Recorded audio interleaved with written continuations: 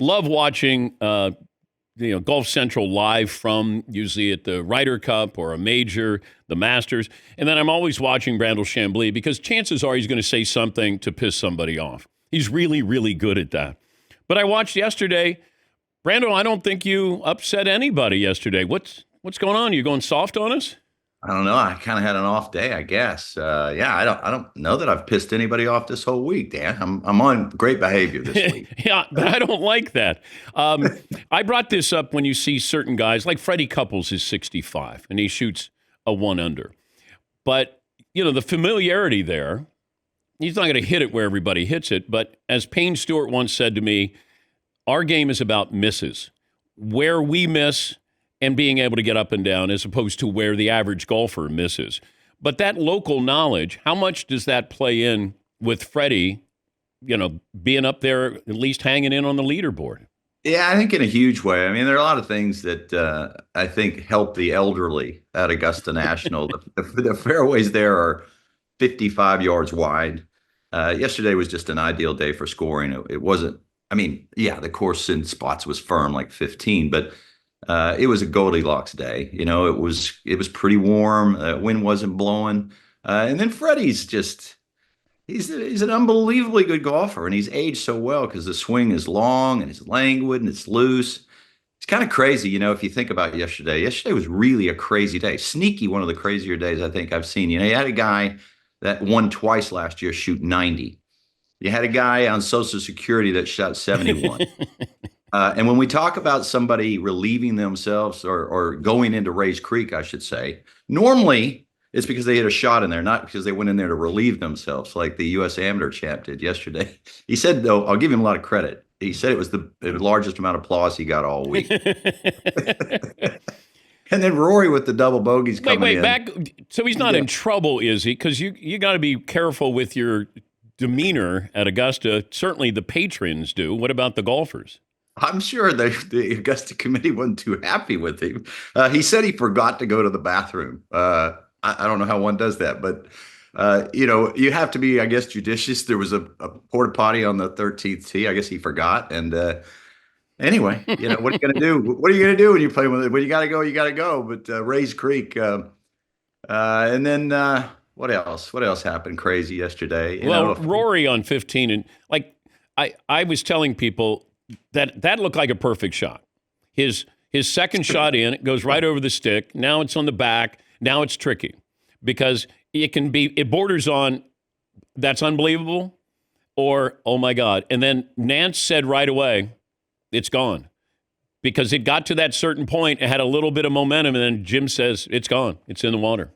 Yeah, after it didn't check that first bounce, you knew it was gone. The players that had hit that shot conservatively or good, it checked the first bounce, or they just were really careful. Like Scotty Scheffler hit it back there, and he was really careful. He landed on the fringe and left it. Really, it's hard to believe it, but it's a chip shot where you got to be conservative. And as firm as that green is, they all knew it. It was such a head shock.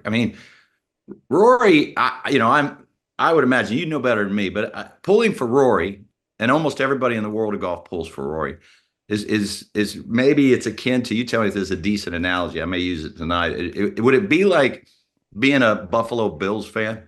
They're awesome, right? And they just can't quite win the big game. And for the last 10 years, Rory's been there all the time. And then he makes these blunders, these head scratchers in major championships. He's so inconsistent in majors on the one hand, and on the other, he's pretty damn consistent. And you just can't quite figure him out. Well, Rich Lerner, the great host of the program, says, and you got a little bit frosty, I think, when he said, we might look at this and say Rory lost the tournament with that double bogey at 15 and double bogey at 17. And then you kind of fired back at him. So why do you think Rory is still in this thing? Because he's playing great. Right up until the blunder at 15, he could have been 7 under par pretty easily, and he was 4 under par, and he had really kind of gotten nothing out of the round. He'd hit so many good shots and not capitalized on them.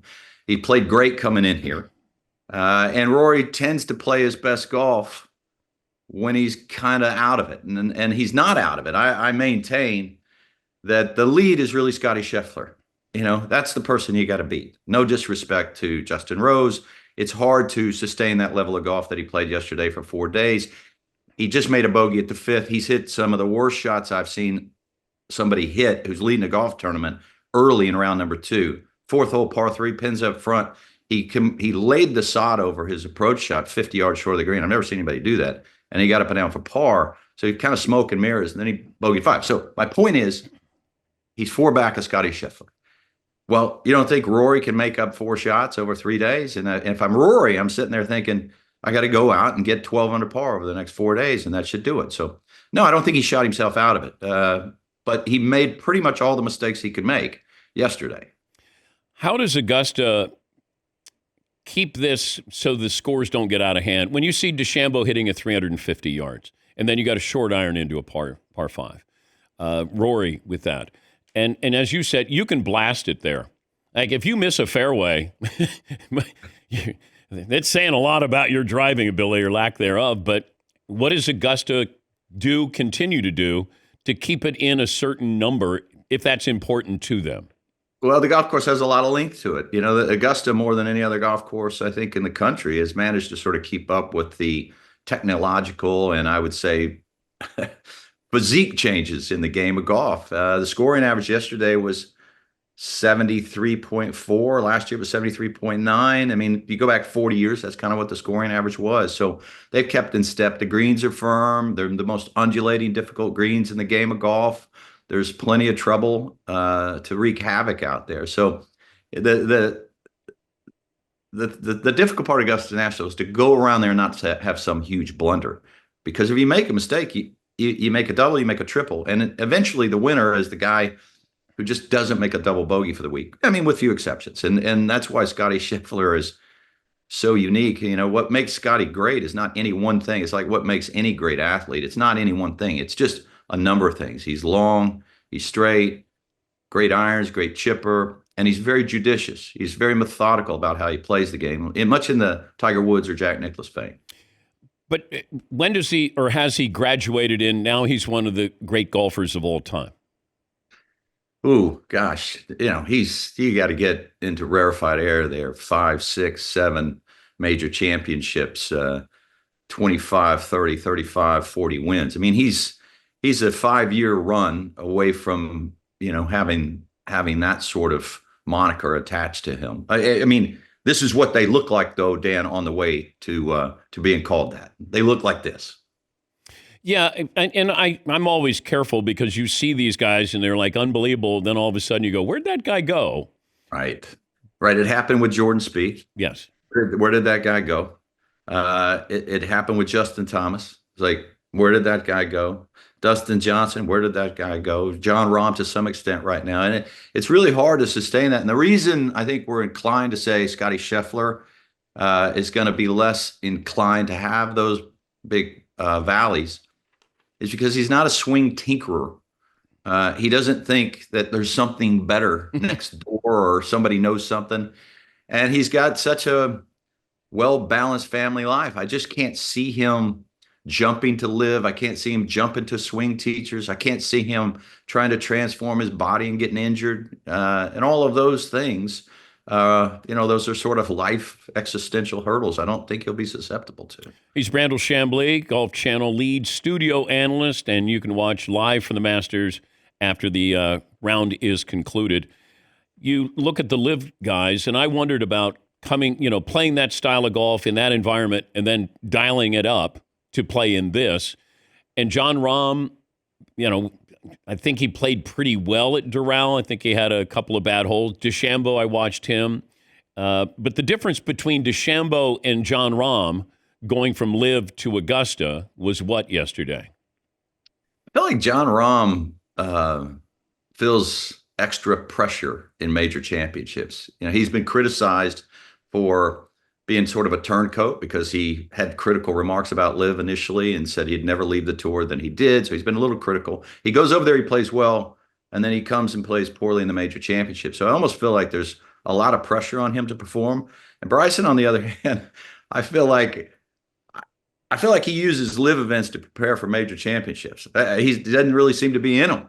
You go look, and it's not like he's not lighting them up. This is a guy who won the U.S. Open last year, almost won 3 of the 4 major championships, and he hasn't won a live event this year. And live is nowhere near the competition that he would face in major championships. I feel like he really gets up for majors. He's got no pressure on him. It's like the opposite. He frees it up and gets after it.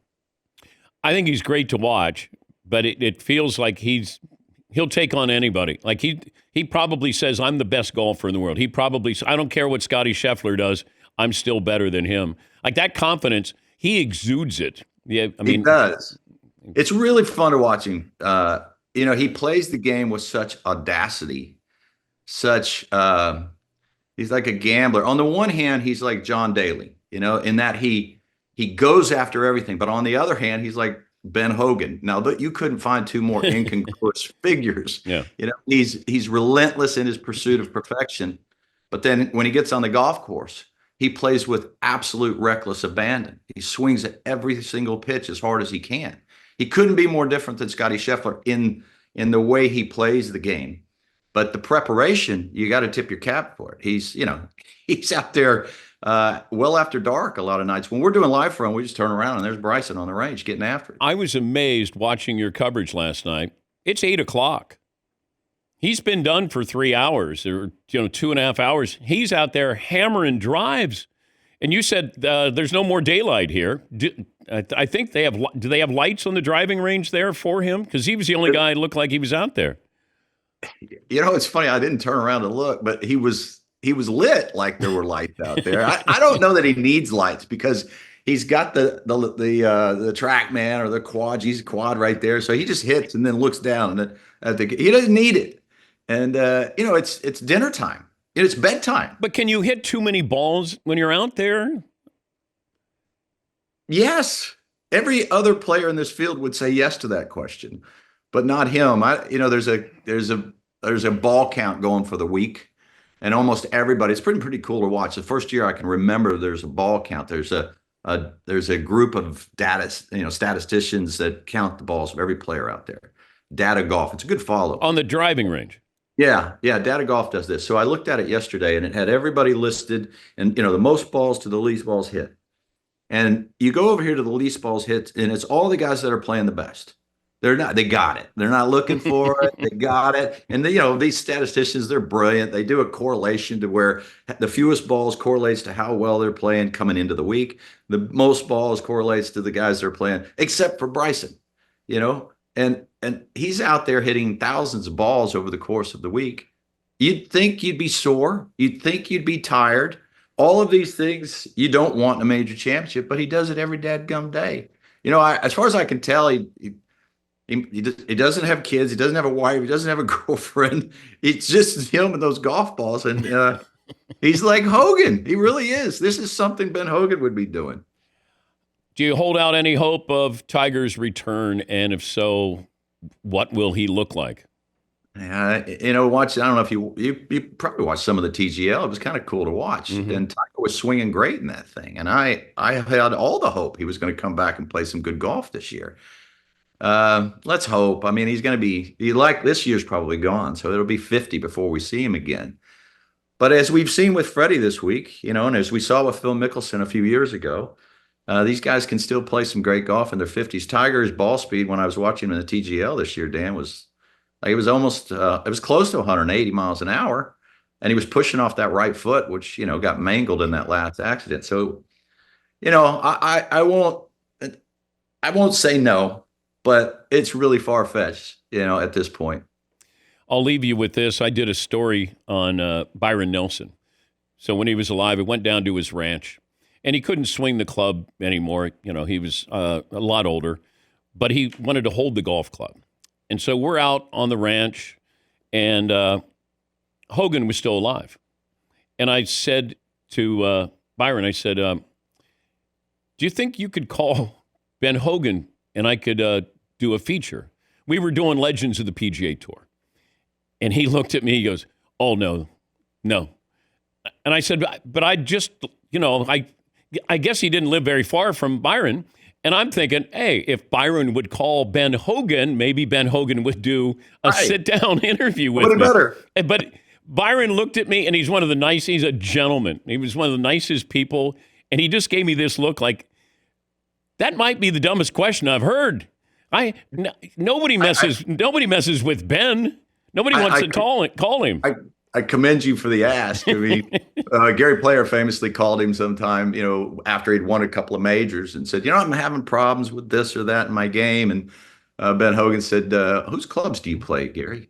And he said, well, I'm playing Slazenger. And he said, why don't you call Mr. Slazenger and ask him?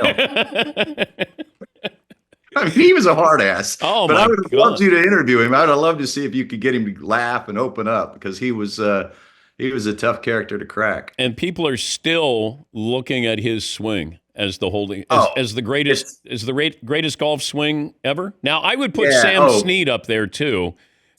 Yeah, I mean, look, Sam Snead. Athleticism. Yeah. Sam Snead, even when he was in his 70s. Yeah, there was a sort of a lyrical charm to Sam Snead's swing, folksy. But with Hogan, it had everything. It had power. It had the geometry. It had the artistry. It was like he was Mikhail Baryshnikov. It's like you just couldn't believe somebody could swing a golf club that good. Nobody today comes close to swinging a golf club as good as Ben Hogan. Nobody. He didn't have TrackMan. He didn't have video. I don't know how he did it, Dan. I don't know how he came. You think it's the greatest golf swing ever? Yeah, a Tiger 2000 is the closest thing, in my opinion. That's a dead heat. I think Hogan gets him in the end, but because Tiger had every asset of the game. But from a if you said who would you most like to swing a golf club? Good Lord, Ben Hogan. Yeah, unbelievable. I look at Hogan like Leonardo da Vinci, so ahead of his time in what he did, and Hogan did that to the golf swing. And Yeah, there's an issue. You could probably find this. You go back and you look. Hogan famously won the 50 U.S. Open after that accident, and he tied with, if I'm not mistaken, Lloyd Mangrum, who'd won the 46 U.S. Open, and George Fazio. Right, two phenomenal golfers, and you go watch them tee off on the first hole of the playoff, and then George hits, Lloyd Mangrum hits, and then Hogan hits. And if you just were watching the video of those three golfers who all tied in the U.S. Open, you would think, comparatively speaking, and I don't mean this disparagingly, you would think the first two were drunks at a driving range.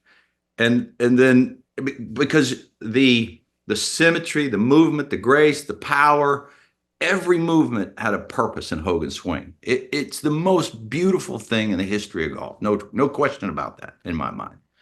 Play nice today. I don't know. I'll try to piss somebody off for you. Okay, I don't want you disappointed for the week, Dan. I don't know. Take a shot at Mickelson. That's gotten too easy. Does he ever come up and say something to you? Did he come up and say something to you?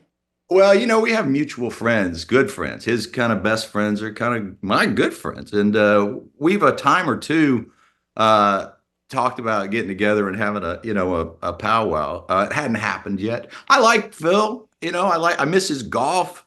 I think he's a smart guy, and I think if he were sitting across from me, we would have a good-natured back and forth. I don't think he's bitter. I don't think he holds grudges. But I miss his golf. I wish he were back here playing the tour. I wish he hadn't left. Yeah, because he was going to be Arnie. He was going to be. He wasn't, and I'll tell you this: he would be sitting in that lead chair, doing commentary, killing it in outings. He'd be making $40-50 million a year, and I think he'd be great in the booth. He'd be a Ryder Cup captain. Yeah, I know. He'd be entertaining us and all that. Yeah. So I do. Golf misses him, I think. Thank you, Brandel. Have a great weekend. Thank you, you too. Always a pleasure to be on the show. Brandel Chamblee, Golf Channel lead studio analyst.